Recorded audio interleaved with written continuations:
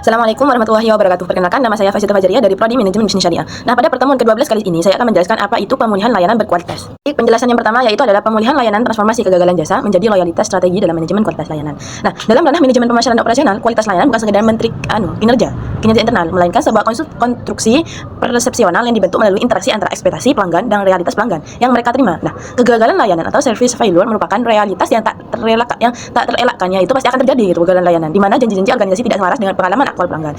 Ya pasti akan terjadi dalam setiap manajemen organisasi, pasti akan terjadi kegagalan layanan gitu. Ya pasti tidak akan janji-janjinya, ya pasti ada yang nggak akan selaras dengan pengalaman pelanggannya tersebut gitu. Itu dalam pemulihan layanan, dalam transformasi layanan jasa menjadi loyalitas strategi dalam manajemen kualitas layanan gitu.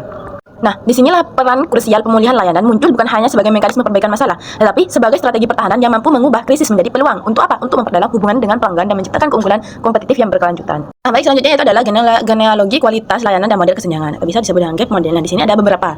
Yang pertama yaitu adalah kesenjangan pengetahuan, yaitu knowledge gap. Nah, di sini terjadi ketika manajemen tidak memahami apa yang sebenarnya diharapkan oleh pelanggan. Itu yang pertama. Nah, dan yang kedua yaitu adalah kesenjangan standar atau bisa disebut dengan standar gap, yaitu terjadi ketika manajemen memahami harapan pelanggan tapi gagal menerjemahkan ke dalam standar kinerja atau desain layanan yang tepat. Itu yang kedua. Dan yang ketiga yaitu adalah kesenjangan penyampaian, itu delivery gap. Nah, di sini merupakan perbedaan antara spesifikasi standar layanan dengan layanan aktual yang diberikan oleh karyawan. Itu yang ketiga. Dan yang keempat itu adalah kesenjangan komunikasi. Nah, communication gap. Nah, ini terjadi ketika janji-janji yang diberikan melalui iklan atau pesan eksternal tidak sesuai dengan kenyataan layanan yang diberikan. Itu yang keempat. Dan yang kelima yaitu adalah kesenjangan kepuasan, yaitu satisfaction gap. Nah, di sini merupakan akumulasi dari kesenjangan sebelumnya yang mencerminkan ketidaksesuaian antara totalitas harapan pelanggan dengan totalitas persepsi mereka. Nah, ini adalah kesenjangan yang terjadi pada kualitas layanan tersebut.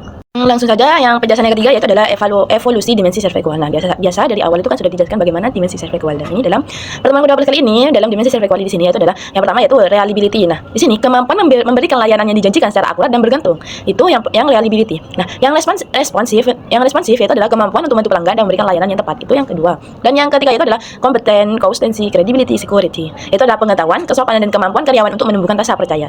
Dan yang keempat itu adalah communication atau akses, bisa disebut dengan empati. Empati di sini adalah perhatian individual dan pemahaman mendalam terhadap kebutuhan pelanggan.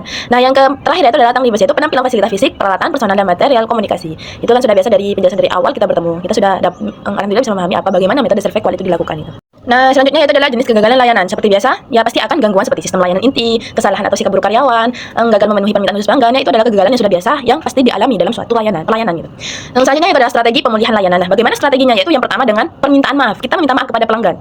Dan yang kedua yaitu adalah kompensasi, seperti ya diskon apa, refund itu. Intinya berikan kompensasi kepada pelanggan gitu. Dan yang ketiga itu adalah penjelasan yang jujur dan transparan. Ya, penjelasannya jujur. Kenapa kok enggak sesuai dengan ya dijanjikan itu? Ya harus jujur bagaimana ya, soalnya kayak gini gitu. Dan yang keempat yaitu adalah respon cepat terhadap keluhan pelanggan. Nah, jika pelanggan mengeluh bagaimana pelayanan kayak gini gitu. Nah, kita harus merespon dengan cepat, ya maafan woy gitu. Itu strategi pemulihan layanannya dengan cepat gitu. Dan yang selanjutnya itu adalah teori keadilan dalam pemulihan. Nah, yang pertama yaitu adalah distributive justice, yaitu kompensasi harus sebanding dengan kerugian. Ya, jika memberikan kompensasi harus sebanding dengan kerugian yang dialami bagi pelanggan gitu. Maksudnya yang pertama, keadilan yang pertama. Dan yang kedua yaitu adalah procedural justice, yaitu proses penyelesaian harus mudah dan cepat. Biar apa? Biar pelanggan tidak merasa dirugikan banget gitu. Itu yang kedua. Dan yang ketiga itu adalah intrasional justice, yaitu pelanggan diperlakukan sopan dan penuh empati ya. Sehingga pelanggan itu merasa dihargai dan mempunyai merasa dihadirkan dalam sebuah pelayanan tersebut gitu. Selanjutnya adalah service recovery paradox, yaitu adalah pelanggan bisa menjadi lebih loyal setelah masalah berhasil ditangani dengan sangat baik. Itu yang pertama. Dan yang kedua yaitu adalah namun hanya efektif jika kegagalan tidak terlalu parah dan tidak berulang-ulang kali gitu. Itu bisa efektif gitu. Selanjutnya yaitu adalah implementasi pemulihan layanan. Nah, bagaimana implementasinya? Yang pertama yaitu adalah deteksi masalah secara cepat. Nah, jika deteksi masalah secara cepat, maka pelanggan merasa akan ya nyaman juga gitu pelayanannya di sini gitu. Dan yang kedua yaitu adalah pemberdayaan karyawan lini depan. Nah, bagaimana karyawan di depan yang karyawan gitu, pelanggan gitu yang di depan gitu. Jadi kita harus bagaimana memberdayakan lini depan sehingga bisa ya sesuai dengan ada di dalam gitu. Yang ketiga itu adalah komitmen pimpinan dan budaya organisasi. Ya, pimpinan harus mempunyai komitmen bagaimana budaya organisasinya tersebut gitu.